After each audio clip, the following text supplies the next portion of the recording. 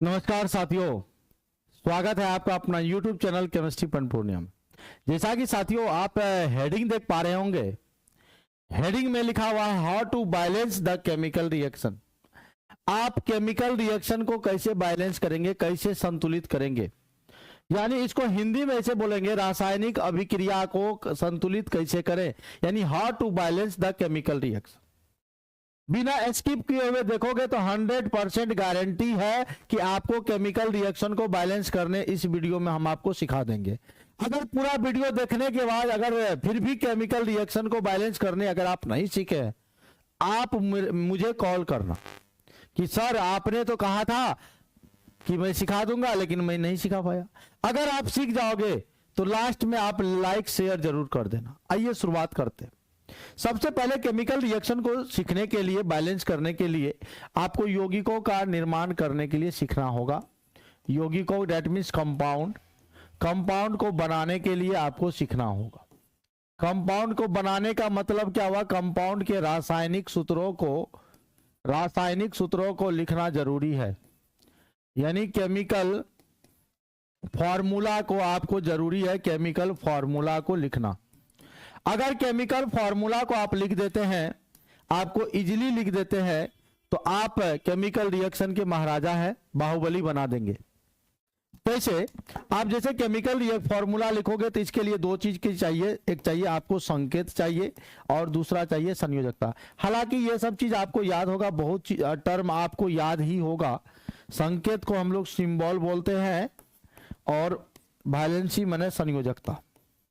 जैसे एक उदाहरण हो जाए भाइयों, साथियों, एक उदाहरण हो जाए, एक एग्जाम्पल हम आप लोगों को लेते हैं, आप लोगों के लिए एक एग्जाम्पल लेते हैं। एग्जाम्पल जैसे मान लो कोई कह दे कि सर आप सोडियम क्लोराइड लिखो, यानी सोडियम क्लोराइड का फॉर्मूला क्या होगा, यानी what is the formula of sodium chloride, what is the chemical formula of sodium chloride.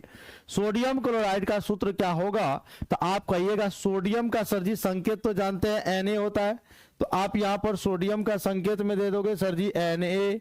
हाँ, क्लोराइड है तो दे दोगे Cl।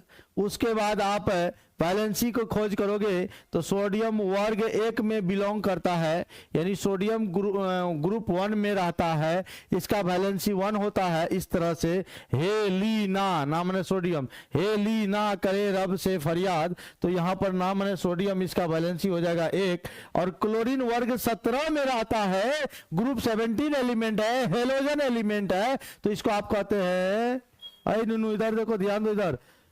हाँ, फिर कल बाहर आई अंटी, कल मैंने क्लोरीन, इसका वैलेंसी 1 होता है। अगर दोनों का वैलेंसी सेम है तो आपको कुछ नहीं करना, NaCl लिख देना, सिंपली NaCl इसका फॉर्मूला हो जाएगा। कोई कहेगा कि नहीं भाई हमको लिखना है सोडियम ऑक्साइड लिखना है, क्या लिखना है? सोडियम ऑक्साइड लिखना है, बताओ अब क्या होगा? तो आप कहना घबराना नहीं, सोडियम का लिख दो Na, ऑक्साइड का लिख दो O। सोडियम का बैलेंसी जानते ही हो आप, 1 होता है, ऑक्सीजन का 2 होता है। अब दोनों का अलग अलग है तो इंटरचेंज कर दियो, इसका 2 यहाँ, इसका 1 यहाँ, तो यहाँ पर हो जाएगा Na हो गया 2O, Na2O हो गया फॉर्मूला। यानी यहां से दो कॉन्सेप्ट आपने सीखा कि अगर बैलेंसी सेम है तो कुछ नहीं करना, अगर बैलेंसी अलग अलग है तो इंटरचेंज कर देना, अदला बदली कर देना। तो एक ये चीज जाने कि आपको कोई भी रासायनिक सूत्र को, केमिकल फॉर्मूला को लिखने आना चाहिए। दूसरा, आपके एग्जाम में आपको क्वेश्चन इस प्रकार से देगा, क्वेश्चन ऐसा रहेगा कि मैग्नीशियम, ध्यान दो भैया, रहेगा मैग्नीशियम प्लस दे देगा ऑक्सीजन, यानी जब मैग्नीशियम ऑक्सीजन से अभिक्रिया करेगा तो यहां पर लिख देगा मैग्नीशियम ऑक्साइड बना, मैग्नीशियम ऑक्साइड बना। तो कहेगा इसका सूत्र लिखो, यानी इसको प्रतीक में लिखो, इसको फॉर्मूला के टर्म में लिखो। ठीक। दूसरा क्वेश्चन ऐसे दे देगा कि आपका, दूसरा टाइप का क्वेश्चन ऐसे दे देगा कि ये आपका रहा मैग्नीशियम, ये आपका रहा मैग्नीशियम, ये रहा आपका ऑक्सीजन, ये दोनों रिएक्ट किया तो MgO बना दिया, तो इन रिएक्शन को आप बैलेंस करो। दो टाइप का ये हुआ। थर्ड टाइप का आपका कॉन्सेप्ट क्या देने वाला है? तीसरे टाइप का क्वेश्चन ऐसा भी दे देगा आपको, तीसरे टाइप का क्वेश्चन ऐसा दे देगा, कहेगा कि बताओ मैग्नीशियम है और ये नाइट्रोजन है, ये दोनों रिएक्ट करेगा तो क्या बनेगा? ठीक। तो आपको भाई साहब ये तीनों क्वेश्चन का आंसर मिलेगा। ये 3 क्वेश्चन जो आप देख रहे हो, तीनों का क्वेश्चन का आपको आंसर मिलेगा। और कैसे मिलेगा तो मैं आपको बताता हूं, ध्यान से देखिए। देखिए सबसे पहले आपको यहां पर जानना क्या है, थोड़ा सा इसका बैकग्राउंड चेंज कर लेते हैं। बैकग्राउंड थोड़ा सा इस तरह कर ले। अब यहां पर हम क्या कर रहे हैं, ध्यान दीजिएगा। अब यहां पर हम लोग क्या करेंगे, तो सबसे पहले आपको कुछ डायएटॉमिक मॉलिक्यूल्स के बारे में याद रखना होगा। किसके बारे में? डायएटॉमिक मॉलिक्यूल्स।